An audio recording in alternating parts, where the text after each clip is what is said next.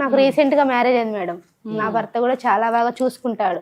కానీ కొన్ని రోజుల నుంచి గొడవలు అవుతున్నాయి మేడం మా ఇద్దరి మధ్యన. బాగా చూసుకుంటున్నాడు అంటున్నావు, మళ్ళా గొడవలు అంటావేంటి? దేనికి అవుతున్నాయి అమ్మా గొడవలు? అంటే రీసెంట్ గా అంటే నాకు ఎక్స్ బాయ్ ఫ్రెండ్ ఉండేది మేడం. అమీర్పేట వచ్చి కోచింగ్ తీసుకున్నాను మేడం. ఇన్స్టిట్యూట్ కి వెళ్ళాను. ఇన్స్టిట్యూట్ లో పరిచయం అయ్యాడు మేడం. 1 year 2 years తిరిగాము. కానీ ఇంట్రెస్ట్ లేదని చెప్పా మేడం ఫస్ట్ మ్యారేజ్ చేసుకోవడం. ఇంతలోకి అమ్మ వాళ్ళు మంచి సంబంధం ఐటీ జాబ్ అని మ్యారేజ్ చేశారు మేడం. ఈ ఆయన నీకేంటి బాధ, నిన్ను ఎందుకు బాధ పెడుతున్నాడు? ఇన్నాళ్ళు లేనిది 9 నెలలు ఫోటో చూసి మేడం, అంటే ఫోటో ఇట్లా బుక్ చేసుకునే దాంట్లో ఎడిటింగ్ చేసి పెట్టారు మేడం. నువ్వు ఇట్లాంటి దాని వచ్చి నీ క్యారెక్టర్ ఇదా అని బజార్. క్యారెక్టర్ నిజంగా అదేనా? పెళ్లికి ముందు వ్యభిచార వృత్తి చేసేది అనేటటువంటి ఆలోచన అతనికి కలగడానికి ఆ ఫోటో ఎవరైతే బుకింగ్ చేసుకుంటారో ఆ బుకింగ్ వాళ్ళ ద్వారా ఆ ఫోటో ఇతనికి రావడం. తన అభిప్రాయాన్ని ఏ విధంగా చెప్తుందంటే, నేను ముందే చెప్పాను పెళ్లి చేసుకోనని చెప్పాను, కానీ 2 సంవత్సరాలు అతనితో తిరిగాను. ఏంటి, what message you want to give సమాజానికి? ప్రేయస్ లాగా చూసాడా లేకపోతే ఇంకోలా చూసాడంటే నువ్వు అన్నిటికీ తలకాయ చెప్తున్నావు. ప్రేయస్ లాగా చూసిన తర్వాత అంటే పెళ్లి చేసుకోమా? ప్రేయస్కి అంటే అర్థం ఏంటి? ఏమనుకుంటున్నారు మీ ఆడపిల్లలు అసలు? ఇంకా మళ్ళీ ఈ అబ్బాయినేమో వదిలేసావా? తిరిగిన రోజులు తిరిగి మళ్ళీ ఇంకో అబ్బాయిని పెళ్లి చేసుకున్నా అంటే ఏం మాట్లాడుతున్నావు అమ్మా నువ్వు?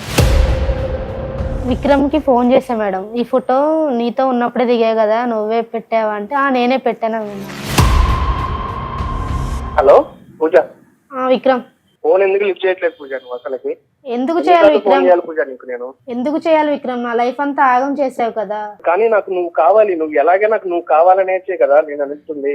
అయితే మ్యారేజ్ అయ్యాక ఎట్లా మెసేజ్ పెళ్లి చేసుకునే చెప్పాను, నాకు నువ్వు కావాలి పూజ, నీకోసం ఏదైనా చేస్తాను, నాకు నువ్వు కావాలి. నువ్వు పెళ్లి చేసుకున్నా కావాలి, అవసరమైతే మీ హస్బెండ్ తోడు మాట్లాడైనా మాట్లాడతా, అవసరం మీ హస్బెండ్ ఏదైనా చేయమన్నా నేను చేస్తాను. కాదమ్మా విక్రమ్, వాళ్ళ హస్బెండ్ కి ఫొటోస్ పంపించింది మీరేనా? నేనే పంపించాను మేడం. ఎందుకని, దేనికోసం పంపించావు? నాకు అమ్మాయి కావాలి మేడం, నాకు అమ్మాయి కావాలంటే అమ్మాయి కోసం నేను ఏదైనా చేస్తాను మేడం. నాకు అమ్మాయి కావాలనేసి నేను చేశాను కదా. అదేమన్నా బొమ్మ? కాదు కాదమ్మా, అదేమన్నా బొమ్మ? నా బొమ్మ నాకే కావాలి, నేను చెప్పినట్టు వినాలి అంటే ఎట్లాగమ్మా? మీకు అసలు ఎవరు సరిగ్గా చెప్పేవాళ్ళు లేక ఇలా ప్రవర్తిస్తున్నారు. నువ్వు చదువుకోవాల్సిన టైంలోని నువ్వేం పెద్ద కోటీశ్వరుడువా? రేపు అమ్మాయి 4 కేసులు నీ మీద వేస్తే ఆ కేసులను ఎలా పోరాడతావు? కోర్టుల చుట్టూ తిరిగి నీ జీవితాన్ని పాడు చేసుకుంటావా? క్రిమినల్ కేసెస్ వేయించుకొని జైలుకు పోతావా? లేకపోతే నీ జీవితాన్ని సరిదిద్దుకుంటావా? బంగారు భవిష్యత్తును చూస్తావా? నువ్వే నిర్ణయించుకోవాలి.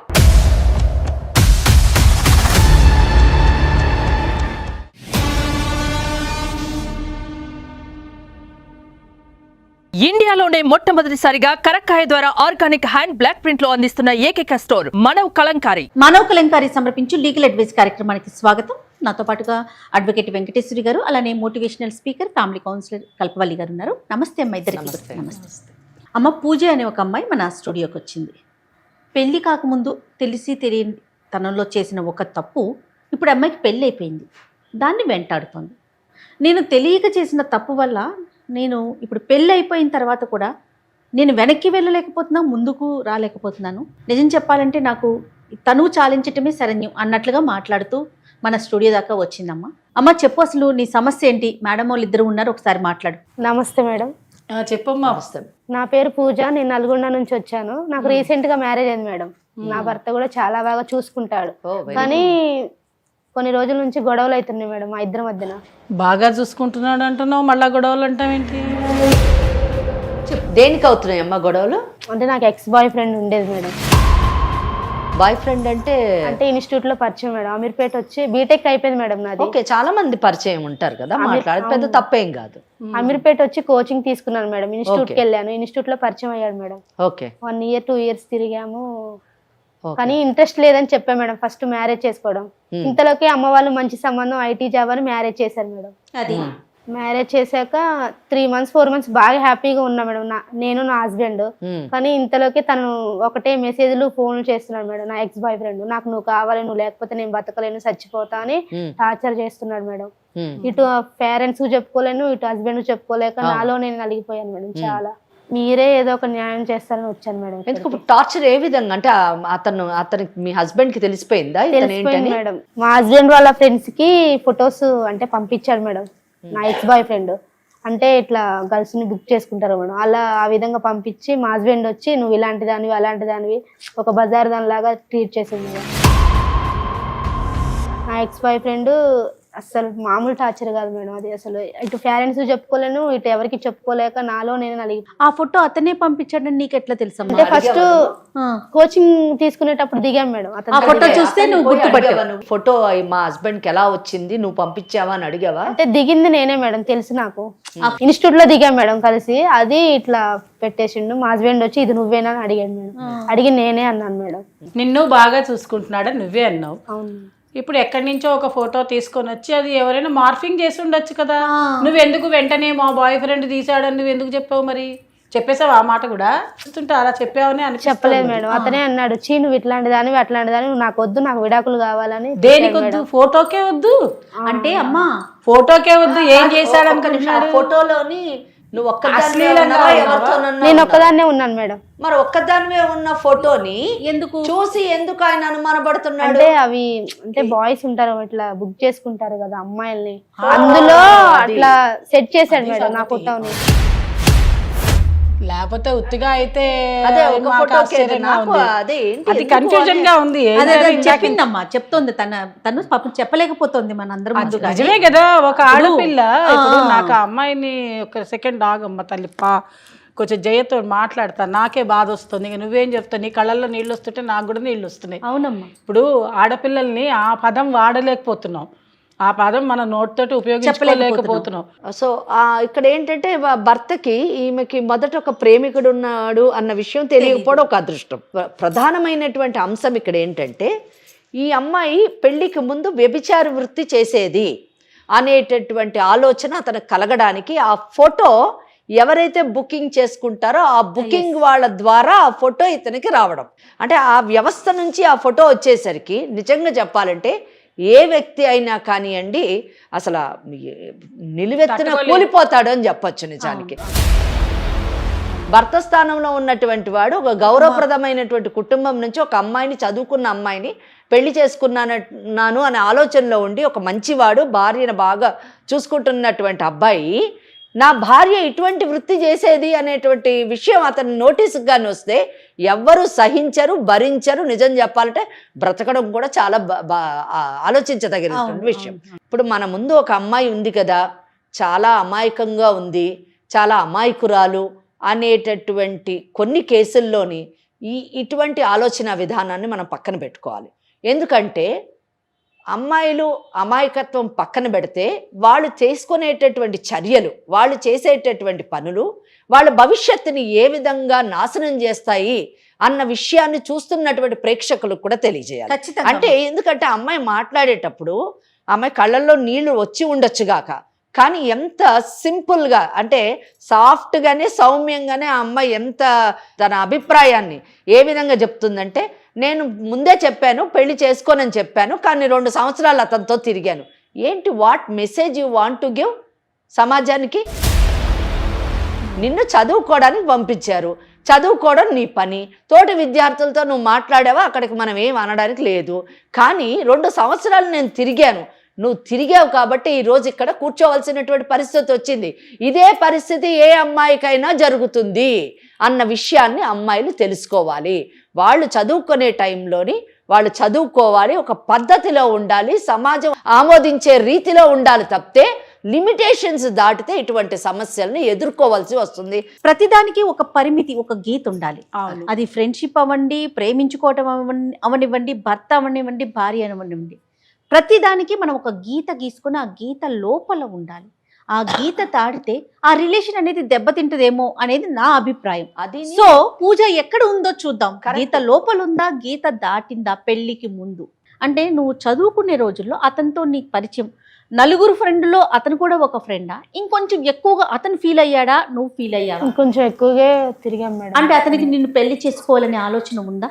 అతనికి ఉంది మేడం, నాకు లేదు. ఫస్టే చెప్పా మేడం, తిరిగేటప్పుడే మ్యారేజ్ ఇంట్రెస్ట్ లేదు అని చెప్పేసాను. అమ్మ ఇప్పుడు మేడం వాళ్ళు కానీ నేను కానీ అడిగేది ఒకటి క్లారిటీ.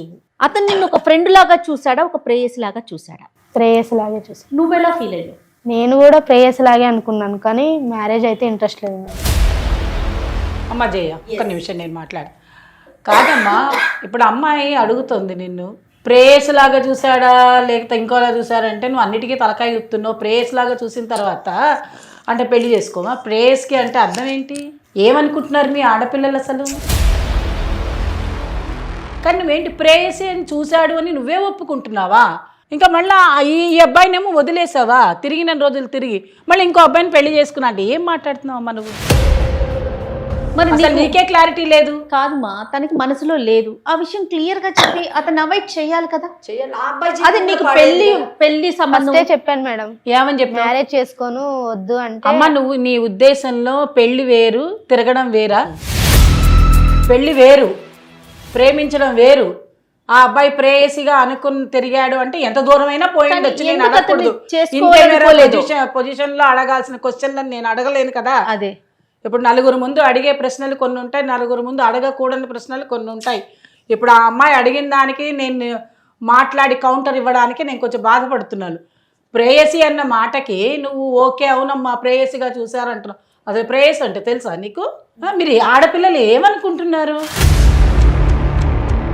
ఏదో మా అబ్బాయి దొరికాడంటే ఏదో లిప్స్టిక్ కొనిస్తాడు, సెల్ ఫోన్ కొనిస్తాడు, బండిలో పెట్రోల్ పోసుకొని తిప్పేస్తాడు. ఇదేనా ప్రేయస్ అంటే? ఇదేనా బాయ్ ఫ్రెండ్ అంటే? ఇలాగే తిరిగేస్తారా?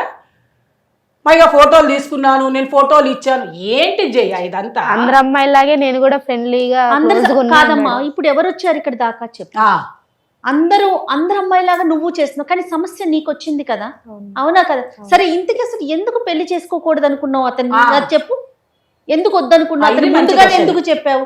అతనికి జాబ్ లేదు, ఏం లేదు, సెటిల్ కూడా కాలేదు మేడం. రైట్, చూసారా? కానీ ఒకటి ఇక్కడ మేడం ముందుగానే చెప్పానంటుంది ఆమె. డిసైడెడ్ నేను ఓన్లీ ఈయనతో తిరుగుతాను. ముందుగానే చెప్పావు, కానీ ఆ అబ్బాయితో తిరిగావు కదా, వాడికంటే ఆశలు రేకెత్తించావు కదా. తిరుగుతాను కానీ పెళ్లి చేసుకోను. Before studying. అమలు అప్పుడు తిరిగేటప్పుడు మాత్రం అబ్బాయికి డబ్బులు ఉన్నాయా? లేవు మేడం. మరి ఎలా తిరిగేవాడు? మరి పెట్రోల్ పోసుకొని పాపం బండి వేసుకొని తిరగాలిగా. మరి అబ్బాయికి అసలు ఏమైనా ఉన్నాయా? ఇప్పుడు డబ్బు లేకపోతే పెళ్లి చేసుకోలేదు అన్నావు, తిరగడానికైతే ఏమైనా ఉన్నాయా? మరి పార్ట్ టైం ర్యాపిడో నడిపించి వాడితోనే బైక్ నడిపేది మేడం. ఓహో, బైక్ నడిపిస్తాడు కాబట్టి హాయిగా ర్యాపిడో నువ్వు కూడా బుక్ చేసుకున్నావా? ఈ అమ్మాయి కూడా నాకు ఈ సమయంలోని నా అవసరాలు తీరుస్తున్నాడు అనే ఆలోచనతో భవిష్యత్తులో పెళ్లి చేసుకుంటే నా బాధ్యత కూడా స్వీకరిస్తాడు అనే ఆలోచన ఉండాలి. ఆ ఇంట్రెస్ట్ లేనప్పుడు నీకు అంతకంటే కంఫర్టబుల్ లైఫ్ కావాలని అన్నప్పుడు నువ్వు తిరగకూడదు. ఎందుకంటే నీకు వేరే అబ్బాయి జీవితం పాడు చేసే హక్కు లేదు, అంతే కదా. అది తప్పది. బాగానే ఉంది ఆ అబ్బాయి ర్యాపిడో, మంచిగా నీ కంఫర్ట్స్, హ్యాపీగా నిన్ను తిప్పుతున్నాడు, అన్నీ బాగానే చేస్తున్నాడు, మంచిగా తిరుగుతున్నావు, మంచిగా ఒక ట్యాగ్ కూడా పెట్టుకున్నావు. ఆ అబ్బాయి పేరేంటన్నావు? విక్రమ్ మేడం. విక్రమ్కి ప్రేయసిగా చక్కగా హ్యాపీగా తిరుగుతున్నావు, నీకు ఆయన ప్రియుడుగా బాగానే ఉన్నారు. అంతేనా? ఇంకా అంతేనా? ఇంకేమన్నానా? ఇంకా కొంచెం ఇక నేను ఒక స్టెప్ కూడా దాటావా? చెప్పలేను మేడం ఇక ఇవన్నీ. చెప్పలేవు, ఎందుకంటే ఇప్పుడు చెప్తే ఇబ్బంది పొజిషన్లోకి వస్తావేమో అనే ఒక ఆలోచన నీలో ఉంది. కానీ అప్పుడు మాత్రం నువ్వు కంఫర్ట్గా ఉన్నావు, హ్యాపీగా కూడా ఉన్నావు. ఒకటి మేడం, అప్పుడు హ్యాపీ అండ్ కంఫర్ట్. ఇక్కడ ఒక విషయం, ఆ అమ్మాయి ఆన్సర్ తోని మనం అర్థం చేసుకోవాల్సింది ఏంటంటే, ఒకవేళ ఎటువంటిది ఇంకొంచెం ఫార్వర్డ్ కాలేదు అంటే లేదు మేడం అని ఖచ్చితంగా చెప్తుంది. చెప్పలేను అన్నదంటే మనం అర్థం చేసుకోవాలి. ఇప్పుడు మా ఆయన అడుగుతున్నాడా నిన్ను? ఇప్పుడు ఇక్కడ దాకా ఎందుకు వచ్చావమ్మా? నువ్వు నాకు వద్దు, నాకు విడాకులు కావాలంటుంది మేడం, కానీ నాకు నా హస్బెండే కావాలి మేడం. ఇప్పుడు అబ్బాయి రమ్మని పిలవట్లేదా మీ ఆయన ద్వారానో లేకపోతే ఇంకోళ్ళ ద్వారానో? మరి అసలు ఎందుకు అంటున్నాడు మరి మీ ఆయన? ఆయన నీకేంటి నిన్ను ఎందుకు బాధ పెడుతున్నాడు? ఇన్నాళ్ళు లేని 9 నెలలు ఫోటో చూసి మేడం, అంటే ఫోటో ఇట్లా బుక్ చేసుకునే దాంట్లో ఎడిటింగ్ చేసి పెట్టారు మేడం. నువ్వు ఇట్లాంటి దాన్ని వచ్చి నీ క్యారెక్టర్ ఇదా అని బజార్. క్యారెక్టర్ నిజంగా అదేనా? కాదు మేడం, కాదు.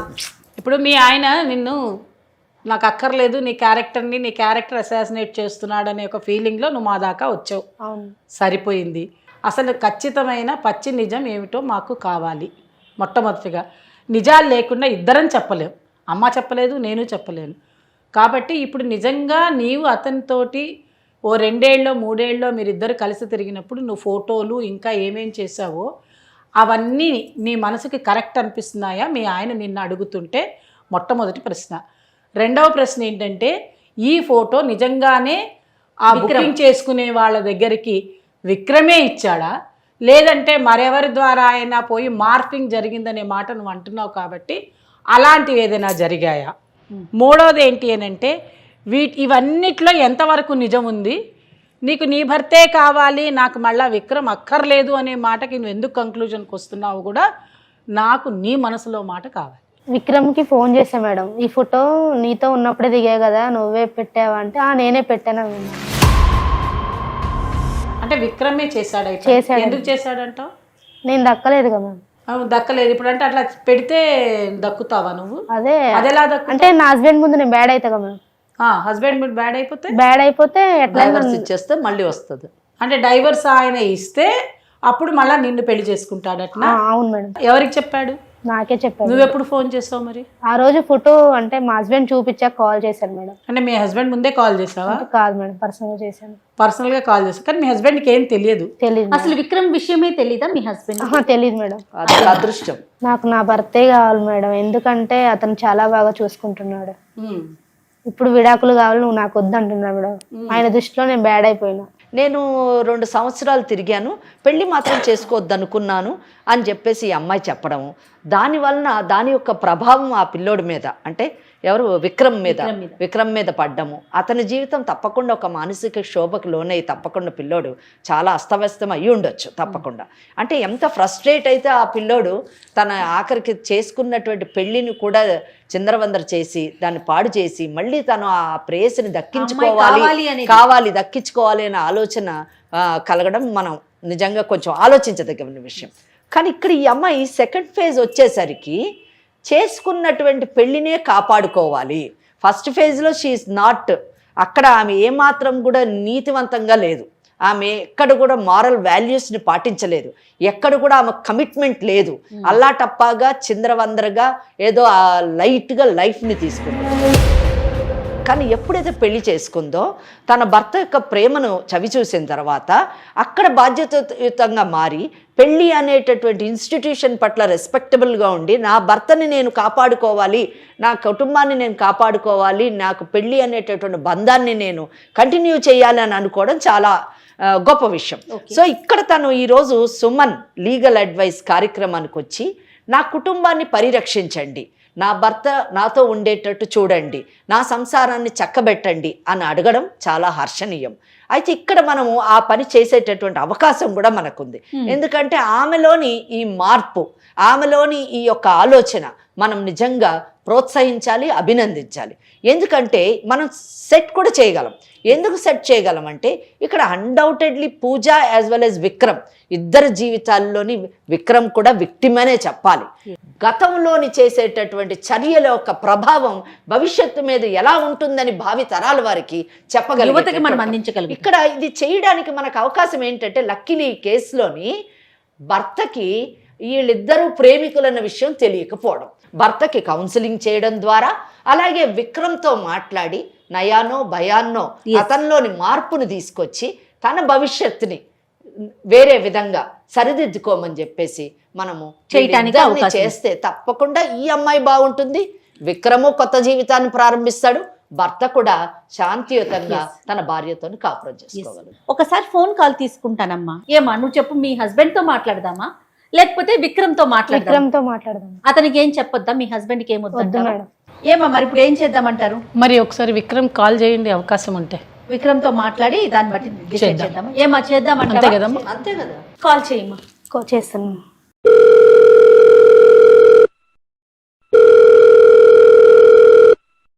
హలో పూజ. విక్రమ్ ఫోన్ ఎందుకు లిఫ్ట్ చేయట్లేదు పూజ? నువ్వు అసలుకి ఎందుకు చేయాలి విక్రమ్? పూజ నీకు నేను ఎందుకు చేయాలి విక్రమ్? నా లైఫ్ అంతా ఆగం చేసావు కదా. నేనేం ఆగం చేశాను పూజ నీ లైఫ్ ని? ఇప్పుడు లవ్ చేసుకొని తిరిగాము, బానే ఉంది, కనీసం నాకు చెప్పాలి కదా పూజ. నువ్వు నీకు ఫస్టే చెప్పాగా విక్రమ్, నాకు మ్యారేజ్ ఇంట్రెస్ట్ లేదని చెప్పా కదా. చెప్పావు పూజ, చెప్పలేదనట్లేదు, కానీ నాకు నువ్వు కావాలి, నువ్వు ఎలాగే నాకు నువ్వు కావాలనేసే కదా నేను అనిస్తుంది. అయితే మ్యారేజ్ అయ్యాక పెళ్లి చేసుకుందే చెప్పాను, నాకు నువ్వు కావాలి పూజ, నీకోసం ఏదైనా చేస్తాను, నీకోసం మా ఇంట్లో వాళ్ళని కూడా వదిలేస్తాను అనేసి నీకు చెప్పాను కదా. నాకు నువ్వు కావాలి, నువ్వు పెళ్లి చేసుకున్నా కావాలి, అవసరమైతే మీ హస్బెండ్ తోడు మాట్లాడనైనా మాట్లాడతా, అవసరం మీ హస్బెండ్ ఏదైనా చేయమన్నా నేను చేస్తాను, కానీ నాకు నువ్వు కావాలి. అది విక్రమ్, ఇది తను పూజ సుమన్ టీవీ లీగల్ అడ్వైజ్ అనే ఒక ప్రోగ్రామ్ కి వచ్చారమ్మా. మేము కూడా లైన్ లోనే ఉన్నాం. సారీ నీకు చెప్పలేదు, కానీ ఆ అమ్మాయికి ఏం చేయాలో తెలియక దిక్కుతోచిన స్థితిలో, ఇంకా నా వల్ల కావట్లేదు అనే పరిస్థితిలో వచ్చారు. నాతో పాటు అడ్వకేట్ వెంకటేశ్వరి గారు, అలానే ఫ్యామిలీ కౌన్సిలర్ కల్పవల్లి గారు, ముగ్గురం కూర్చొని ఉన్నాము. నీ వర్షన్ కూడా వింటూ ఉన్నాము. ఏం విక్రమ్ మీరు మాట్లాడేది కరెక్టేనమ్మా? నువ్వు మాట్లాడేది ఒక పెళ్ళైన పిల్లని ఇలా సతాయించొచ్చా? నేను కూడా మీ షో చూస్తాను మేడం, ఇప్పుడు నాకు కూడా మీరు న్యాయం చేయాలి కదా మేడం. తప్పకుండా న్యాయం చేస్తామమ్మా. విక్రమ్, హలో విక్రమ్, ఇక్కడ ఫ్యామిలీ కౌన్సిలర్ ని మాట్లాడుతున్నా నాన్న. ఇప్పుడు మీరిద్దరు ఆ అమ్మాయికి పెళ్లి కాకముందు చక్కగా స్నేహితులు, ఏ తప్పు లేదు, నువ్వు మాట్లాడినవన్నీ 100% కరెక్టే. నీకు ఇంటెన్షన్ ఉన్నది పెళ్లి చేసుకోవాలని, నీకు ఇంటెన్షన్ ఉన్న మాట కరెక్టే. తను మాత్రం మొదటి నుంచి ఏంటంటే నువ్వు ఒక చక్కటి స్నేహితుడిగా ఉండాలనే కోరికలోనే ఉన్నది, అలాగే నీతో ఉన్నది. పెళ్లి చేసుకోవడానికి ఇష్టంగా లేదు. సరే 2 ఏళ్ళు మీరిద్దరు హాయిగా తిరిగారు, మీరు అనుకున్నారు, కానీ తను అనుకోలేదు కదమ్మా. అదే కనుక మీరు అప్పుడే పెళ్లి చేసుకొని ఉంటే అది వేరే విషయం ఉండేది. సరే, అప్పుడు మీకు ఏ అవకాశాలు మీకు లేకపోబట్టి మీరు చేసుకోలేదు. దానికి నేనేం అనట్లు, అయిపోయిన భాగవతం గురించి నేను కాదమ్మా. ఇక్కడ నేను అడ్డొస్తున్నాను అనుకోవద్దు. ఆ అమ్మాయి నాకు ఇష్టం లేదు అని చెప్పినా కూడా నువ్వెందుకు కంటిన్యూ చేశారు విక్రమ్? మీరెందుకు కంటిన్యూ చేశారు మరి? అమ్మాయికి ఏమో ఇష్టం లేదు. ఎంత డబ్బులు ఖర్చు పెట్టాను అనుకుంటున్నారు మేడం? డబ్బులు కోచింగ్ అయిపోయిన తర్వాత ర్యాపిడో నైట్ అంతా ర్యాపిడో కొట్టేసుకొని అమ్మాయికి షాపింగ్ కానీ సినిమాలకు కానీ ఎన్ని చోట్ల కానీ తిప్పాను అనుకుంటున్నారు అమ్మాయి. అవన్నీ కరెక్టేనమ్మా, కానీ అమ్మాయి నాకు నీతో పెళ్లి ఇష్టం లేదనే విషయం నీకు చెప్పిందా చెప్పలేదా? అది నిజం చెప్పండి. ఆ అమ్మాయికి హాస్టల్ ఫీజులు కూడా నేనే కట్టాను మేడం, ఎన్నోసార్లు కట్టాను. అడగండి అమ్మాయిని. అదేనమ్మా, మీరు కట్టారు. నాకు ఆ అమ్మాయి కావాలి మేడం, అలాగే అందుకనే నేను. అంటే నువ్వు డబ్బులు ఖర్చు పెట్టానని చెప్పి ఆ పిల్లని కావాలనుకుంటున్నట్టు అనిపిస్తా ఉంది. ఇది కరెక్టేనా విక్రమ్? అమ్మాయి క్లియర్ గా చెప్తాను కదా మేడం, అమ్మాయికి ఇష్టం ఉండబట్టే కదా నేను ఖర్చు పెట్టింది డబ్బులు. ఇష్టం లేకపోతే అంత డబ్బులు ఎవరు కష్టపడి ఖర్చు పెట్టరు కదా మేడం. నీకు ఇష్టమేనమ్మా, తనకి కాదమ్మా. ఇక్కడ ఏం జరిగిందంటే అతన్ని కూడా మనం తప్పు పట్టడానికి వీల్లేదు. కారణం ఏంటంటే ఇద్దరు హాయిగా సరదాగా తిరిగారు, కానీ ఆ అబ్బాయి ఒక బాధ్యతగా తిరిగాడు. ఆ బాధ్యత ఏమిటి అని అంటే ఈ అమ్మాయిని పెళ్లి చేసుకోవాలి, చక్కగా తనకి కావలసినటువంటి విధానాలన్నీ చూశాడు. హాస్టల్ ఫీజు కట్టడమే కానీ మంచి కోచింగ్ అన్ని చూశాడు. సరే, పెళ్లి చేసుకోవాలనుకున్నాడో చేసుకోలేదు అనుకున్నాడో ఆ తర్వాత రెండో మాట. ఇద్దరు సంతోషంగా తిరిగారు. ఆ అమ్మాయికి కావాల్సిన విషయాలన్నీ అబ్బాయి చూశాడని క్లియర్గా మీతో చెప్తున్నాడు, మనందరం వింటూనే ఉన్నాము. కానీ అదృష్టవశాత్తు దురదృష్టవశాత్తు ఈ పిల్ల మాత్రం ఆ అబ్బాయిని పెళ్లి చేసుకోనన్నమాట మొదటి నుంచి మైండ్లో స్థిరంగా పెట్టుకున్నట్టుంది. తల్లిదండ్రులు చూపించినటువంటి పెళ్లి చేసుకుంటాను, కానీ ఆ అబ్బాయికి చెప్పలేదు అన్నాడు ఫస్టే. తనకి ఒక మాట చెప్పలేదు, నాకే విషయం తెలియదు. అబ్రప్ట్గా వదిలేసింది ఆ అబ్బాయిని. రోడ్డు మీద వదిలేస్తే తన జీవితం పాడైపోయింది. అందరూ ఏమనుకుంటారంటే డబ్బుతోటే జీవితం అనుకుంటారు. డబ్బే కాదు, మానసిక సంఘర్షణ అనేది డబ్బు కన్నా 1000 రెట్లు ఎక్కువ. ఎందుకంటే మెంటల్ యాగనీని ఎవరు తీర్చే పరిస్థితి కాదు. అలాంటి పరిస్థితిలో ఆ అబ్బాయి ఇబ్బంది పడ్డాడు. కానీ ఇప్పుడు ఏంటంటే ఈ అమ్మాయి పెళ్లి చేసుకుని ఒక అబ్బాయికి భార్య అయిపోయింది. కాదమ్మా విక్రమ్, ఇప్పుడు మేడం చెప్పింది అంతా విన్నారు మీరు. వాళ్ళ హస్బెండ్ కి ఫొటోస్ పంపించింది మీరేనా? నేనే పంపించాను మేడం. ఎందుకని, దేనికోసం పంపించాను? నాకు అమ్మాయి కావాలి మేడం, నాకు అమ్మాయి కావాలంటే అమ్మాయి కోసం నేను ఏదైనా చేస్తాను మేడం. ఏదైనా చేసేవాడు త్యాగం చెయ్యాలి. అది ఎందుకంటే నువ్వు ప్రేమించిన వాడైతే ఆ అమ్మాయి బాగుండాలని కోరుకోవాలి కాదు కదా. నాకు అమ్మాయి కావాలనేసి నేను చేశాను కదా. అదేమన్నా బొమ్మ అయిపోయింది కాదు? కాదమ్మా, అదేమన్నా బొమ్మ? నా బొమ్మ నాకే కావాలి, నేను చెప్పినట్టు వినాలి అంటే ఎట్లాగమ్మా విక్రమ్? ఆమె ఒక మనిషి అమ్మా, దానికి ఒక మనసు. ఒక మాట ఇంట్లో కూడా కాదనుకుని కూడా ఆ అమ్మాయి కోసం ఎంత చేశాను కాబట్టి అమ్మాయిని పెళ్ళైనా కూడా వదులుకోలేకపోతున్నాను. ఇద్దరు ఎక్స్ట్రీమే. నేను తిరుగుతాను పెళ్లి చేసుకున్ననేది ఆ అమ్మాయి, తిరుగు నన్ను పెళ్లి చేసుకోపోయినా పర్వాలా, నీ వర్షం నువ్వు నాకు చెప్పినా పర్వాలా, కానీ నువ్వే కావాలని ఇద్దరు ఎక్స్ట్రీమే ఆలోచిస్తున్నారు కదమ్మా. కాదు విక్రమ్, ఒక మాట, నేను లీగల్ అడ్వైజ్ కార్యక్రమంలోని లాయర్ వెంకటేశ్వరిని మాట్లాడుతున్నాను. నిజానికి సాధారణంగా ఇటువంటి కేసుల్లోని నేను కొంచెం ఇమోషనల్గానే స్పందిస్తాను. కానీ ఈ కేసు వింటున్న మొదటి నుంచి కూడా నీ పట్ల నాకు కొంచెం సానుభూతి ఉంది. ఎందుకు సానుభూతి ఉంది అంటే ప్రథమ స్థాయిలో ఎక్కడ కూడా నీ తప్పు లేదు. నువ్వు ఆ అమ్మాయిని చాలా జెన్యూన్గా, పూజాని చాలా జెన్యూన్గా ప్రేమించావు. ఆమె గురించి నిజానికి నువ్వు ఎన్ని పనులు చేయాలో అన్ని పనులు చేసావు. అక్కడ నీ త్యాగం కనిపిస్తుంది. నీ ఆలోచన కూడా చాలా గొప్పది. ఏంటంటే ప్రేమించడమే కాదు, పెళ్లి చేసుకోవాలి, ఆమెకు ఒక గౌరవప్రదమైనటువంటి స్థానాన్ని నీ జీవితంలో కలిగించాలి అనుకోవడం కూడా హర్షణీయం. కానీ రెండవ స్థాయికి వచ్చినప్పుడు, అంటే ఆ అమ్మాయి పెళ్ళి అయిన తర్వాత ఆమె నాకు కావాలి అని కోరుకోవడం మాత్రం కరెక్ట్ కాదు. First mistake. అది ఎలాగైనా పొందాలి, నయానో భయానో ఆమె జీవితం నాశనం చేసైనా నేను దక్కించుకోవాలి అన్నది ఇంకా క్షమించరానటువంటి నేరం. అంటే నువ్వు మొదట ఒక ప్రేమికుడుగా ఉన్నప్పుడు నువ్వు చూపించినటువంటి గొప్ప లక్షణాలు, నీ ఒక హీరో అప్పుడు నిజం చెప్పాలంటే. ఈరోజు ఆఫ్టర్ మ్యారేజ్, ఆ అమ్మాయి మ్యారేజ్ తర్వాత నువ్వు ఆమెకు ఒక విలన్ లాగా మారిపోయి ఆమె నిన్ను తన భర్తని వదిలి నిన్ను పెళ్లి చేసుకుంటుంది అని అనుకోవడం ప్రథమ తప్పు. రెండోది, ఒకవేళ పెళ్లి చేసుకున్నా నువ్వు బలవంతంగా వాళ్ళని విడగొట్టి నువ్వు పెళ్లి చేసుకున్నా ఆమె నీకు కమిటెడ్గా ఉంటుంది అని అనుకోవడం రెండో తప్పు. నిజం చెప్పాలంటే ఆ అమ్మాయికి కమిట్మెంట్ అన్నది లేదు. కమిట్మెంట్ అన్నది లేదు. ఆ అమ్మాయి లేకుండా నేను బ్రతకలేను మేడం. ఇప్పటిదాకా నేను అమ్మాయి కోసం ఎన్నో సార్లు సూసైడ్ అటెంప్ట్ చేశాను, చేతులు కోసుకున్నాను. చివరికి నాకు ఏది తెలియక ఈ పని చేయాల్సి వచ్చింది. అవన్నీ నీ ప్రాబ్లమ్స్. వదిలేస్తాడు, అప్పుడైనా ఒంటరిగా ఉంటది, నేను అలాగే పెళ్లి చేసుకున్నాను అనేది అనుకున్నాను మేడం. అవన్నీ నీ ప్రాబ్లమ్స్, నీ తప్పులు. ఎందుకంటే నువ్వు ప్రేమించడం తప్పని నేను అనను, అలాగే నువ్వు ఆ అమ్మాయితో నీ హద్దు మీరు తిరగడం తప్పని నేను అనను, నువ్వు ఆ అమ్మాయికి ఖర్చు పెట్టింది తప్పని అనను.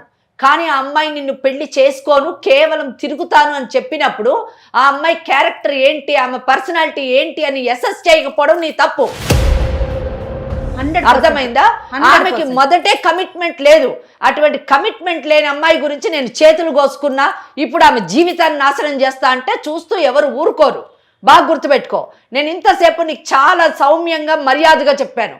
ఒకవేళ నీ యొక్క ఈ విధానం కానీ నువ్వు మార్చుకోకపోతే, నువ్వు ఫోటో పంపించాను అని చెప్పేసి నువ్వు ఒప్పుకున్నావు, కమిట్ చేసావు, దాని ప్రకారం నిన్ను బ్లాక్మెయిల్ కింద 7 సంవత్సరాలు శిక్ష అనుభవిస్తావు.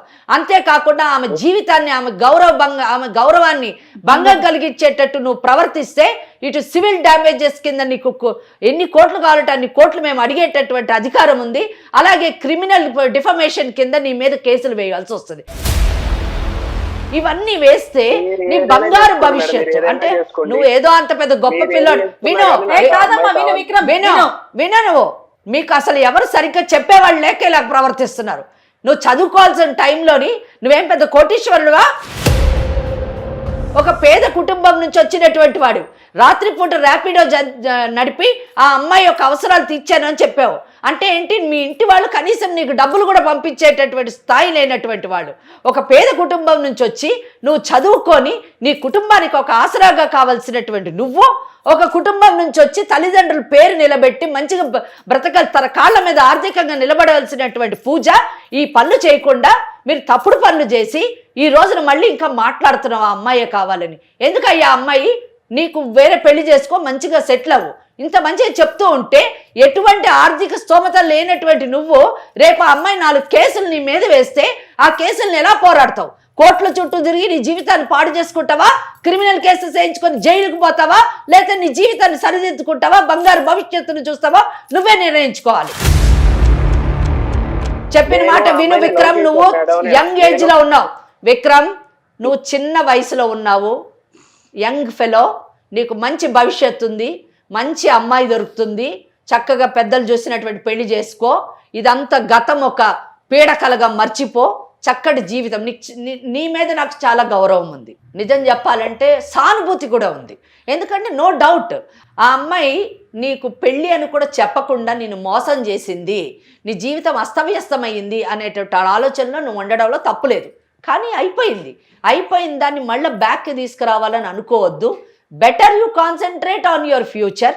నువ్వు చదువుకున్నటువంటి వాడివి, మంచి ఉద్యోగం చూసుకో, జీవితంలో సెటిల్గా మీ తల్లిదండ్రులు చూసినటువంటి వివాహం చేసుకో, పెళ్లి చేసుకొని సక్రమమైనటువంటి జీవితాన్ని జీవించి ఎప్పుడు నువ్వు హీరోలాగానే ఉండు. అంతేగాని ఆ అమ్మాయి అనవసరం నువ్వు ఇంకా తెగించి మాట్లాడేవనుకో 4 కేసులు ఆ అమ్మాయి వేస్తుంది, నువ్వు కోర్టుల చుట్టూ జైలుకు పోవాల్సి వస్తుంది. నీకు నిజంగా అవసరమా? You don't deserve that. According to me you are a very good boy. You please be remain like that. చట్ట ప్రకారంగా జరగవలసిన విషయాలని నీకే కాదు నీలాంటి యువత అందరికీ కూడా అర్థమయ్యేటట్టు తెలియాలన్న విషయంతో వెంకటేశ్వరి మేడం చెప్పారు. కానీ ఇప్పుడు నువ్వు జరిగిన విషయాన్ని గతం అయిపోయిన దాని గురించి మనము కాలాన్ని వెనక్కి వెళ్ళి లాక్కు రాలేము ముందుకి. ఇప్పుడు మనం చేయవలసింది ఏంటంటే ఆ పెళ్ళైపోయిన ఆడపిల్ల జోలికి మనం వెళ్లకుండా ఉంటే మంచిది విక్రమ్. నువ్వు కూడా హాయిగా చక్కగా పెద్దవాళ్ళు కుదిర్చినటువంటి వివాహం చేసుకో. తప్పులు జరిగాయి, ఇద్దరి మూలాన తప్పులు అయిపోయాయి. అవన్నీ దాన్ని మళ్ళీ మళ్ళీ మళ్ళీ పోస్ట్ మార్టం చేసి గీకే ఆల్సిన అవసరం లేదు. అయిపోయిన దాని గురించి కాకుండా ఆ అమ్మాయి జీవితంతో చెలగాటాలు ఆడకుండా ఒక అమ్మాయి ప్రేమ త్యాగాన్ని కోరుకుంటుంది నాన్న. హాయిగా చక్కగా ఆ అమ్మాయి పెళ్లి చేసుకుంది, నువ్వు ఇంకా వాళ్ళ భర్తకి చెప్పాలి. ఏమని చెప్పాలి? చక్కగా చూసుకోమని చెప్పాలి. అదేదో ఒకవేళ నిన్ను అడిగితే. కానీ ఆ అమ్మాయి సమర్థించుకునే వ్యవహారం అమ్మాయిలో ఉన్నది, వాళ్ళ పెద్దవాళ్ళందరూ ఉన్నారు. మాలాంటి కౌన్సిలర్స్ దగ్గరికి భార్యాభర్త వస్తే మేము కౌన్సిలింగ్ చేస్తాము. కానీ ఆ అమ్మాయి జోలికి ఇక ముందు రోజుల్లో పోవద్దు. మగపిల్లలైనా ఆడపిల్లలైనా ఎవరి హద్దుల్లో, ఇందాక జయ మేడం అదే చెప్పింది, ఎవరి హద్దుల్లో వాళ్ళు ఉంటే మంచిది. హద్దులు దాటి ఎవరు ప్రవర్తించకండి, భవిష్యత్తుని పాడు చేసుకోవద్దు. ఒక 2-3 రోజుల్లో విక్రమ్ వచ్చి మిమ్మల్ని కలవాలి. అది ఇక్కడ పూజ మీ వారిని కూడా తీసుకొని రా, మీ ఇద్దరికి కూడా కౌన్సిలింగ్ చేస్తేనే మీరిద్దరు హాయిగా ఉంటారు. ఇది 1 రోజులో అయిపోయేది కాదు. మనసులు అన్నీ చికాకు పడి ఉన్నాయి కాబట్టి ఆడపిల్లలైనా సరే మగపిల్లలైనా సరే ఎవరి హద్దుల్లో వాళ్ళు ఉండాలి. అంతే. నువ్వు చేసిన దానికి నువ్వు కాస్త ఎప్పుడు కూడా ఎలా ఉండాలంటే పశ్చాత్తాపం అనేది జీవితంలో ఉండాలి. రైట్. ఎనీహౌ విక్రమ్ విన్నాడు, ఆలోచిస్తున్నాడని నేను అనుకుంటున్నాను. విక్రమ్ మీకు నేను నెంబర్ షేర్ చేస్తాను, ఒకసారి కలుద్దురు కానీ. ఓకే విక్రమ్? రైట్ మా, రైట్. Thank you. పూజ, ఇక నువ్వు కూడా చాలా జాగ్రత్తగా ఉండాలి. మేడం అన్నట్లుగా పశ్చాత్తాపం అనేది చాలా అవసరం అమ్మా. ఓకేనా? నీ భర్తకు అనుగుణంగా మంచిగా నువ్వు ఉండు. రైట్ అమ్మా. థ్యాంక్ యూ అమ్మా. నమస్తే. ఇండియాలోనే మొట్టమొదటిసారిగా కరక్కాయ ద్వారా ఆర్గానిక్ హ్యాండ్ బ్లాక్ ప్రింట్ లో అందిస్తున్న ఏకైక స్టోర్ మన కలంకారీ.